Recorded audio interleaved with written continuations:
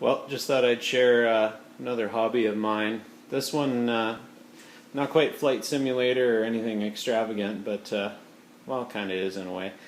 This is my Biocube 29-gallon reef aquarium. A hobby I found that I can share with the girlfriend. She takes more of an interest in it than I do at some times, and I love this thing. It's great. So, this is the Oceanic Biocube 29-gallon. They're actually very reasonable. I bought just about everything you're about to see from Aquariums Unlimited in London, Ontario. Thank you, Bill, for supplying me everything when I need it. This is the controller. It's called a Reef Keeper Lite. This thing has 2 power bars. Everything is configurable, timers, alarms. Yeah, there's lots of videos out there. This thing is absolutely incredible. I love it. I monitor temperature and I monitor pH with it currently. Outputs, everything is controlled by this. Everything is hooked to a UPS in the back, one single outlet. The tank will run on its own, no problem, just about 4 or 5 hours, I think. And within the tank, this is what I currently have. This is a young aquarium. I bought it in April, and what I did was a long cycle before I put any corals in. The corals didn't come until a couple weeks ago, pretty much. My apologies for the shakiness here. Really should get a tripod made up for this iPad. But I hope this comes across. In the middle there is feather duster, some frog spawn, green star polyp, some mushrooms that I just added today, some other corals, and the purple rock is the live rock I got from a friend of mine.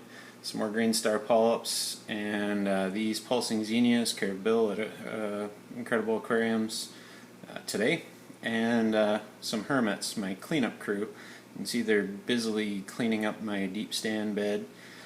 You can see the gasification within the deep sand bed. It's kind of an indication that this thing will be a fully functional ecosystem in itself. That's my goal. Right now I have no essentially waste producers, only cleanup. So these are filter feeders, and the crabs are scavengers, and the corals are filter feeders, and obviously a whole pile of snails. I don't know whether you're going to see them. They're kind of camouflaged. They're kind of purple. And yeah, it's pretty much the extent of that side.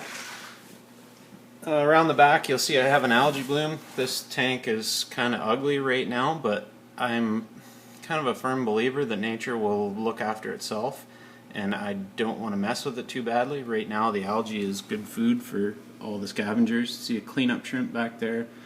He's just sort of chilling. He's brand new, so only been in about a couple hours. I doubt you're going to be able to see him, but right behind that snail front and center is an emerald crab. He is a massive algae eater. He gobbles everything like crazy. He just loves it. Somewhere you'll never see him, only at nighttime. There's a pom-pom crab, which basically has anemones on the end of his arms, and he filters out all kinds of neat stuff. That black there, that's my brittle sea star. He also does not come out except for at night. It's pretty neat. You see his tentacles reach out and grabs hold of stuff, and it funnels right back up to his mouth. Really cool. And yeah, the backside, lots of algae, but again, I'm leaving that be. So, quick show you the back. I modified this aquarium quite a little bit from what they intend you to do from stock. In the first chamber here, I have my Biocube skimmer. I'll see if I can take the top off. That skims out proteins and all the gookies, especially right after feeding. It goes crazy. My 2 probes, 1 temperature, pH, and a heater. This, actually Bill was asking me about this today. This is my filter pad. A quick, this is not for this tank, it just so happens to fit perfectly. It clips right on between chamber 1 and chamber 2. And These are the filters. Let's see if I can. BioBag Whisper from Tetra. They're quite cheap. I go through them kind of like crazy lately because the tank is pretty young. This is what I have in the bottom. There's my test kits for all the different levels. I monitored just about everything now, and I'm happy to say all the stuff that should be 0 is 0. All the stuff that should be like calcium levels, hardness, all the good stuff is right where it needs to be. And there's the kind of rat's nest of control, all from the Reef Keeper light. And yeah, you can't see much down there. It's kind of a mess right now. Anyway, the second chamber here, this is where I have my refugium.